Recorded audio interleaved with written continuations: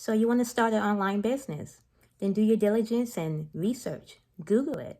Look at YouTube. So many different resourceful information out there.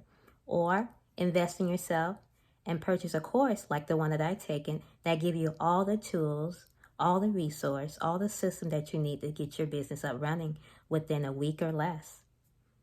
And then once you do that, then you're going to learn all that information and then apply it, meaning actually do what it says to do. Yes, you can't pick and choose what you're not going to do if you want to lose out on a lot of money, but if you want to truly be successful with it, then don't try to recreate the wheel and do exactly what the training tells you to do. And then after that, then be consistent with it. Show up every day like it's your 9-to-5 job. Then you're going to see results.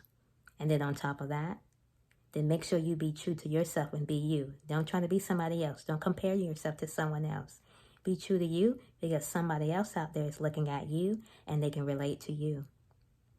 If you like what you hear and you want to know more, then look at my description below. Look at my caption below. Like and follow.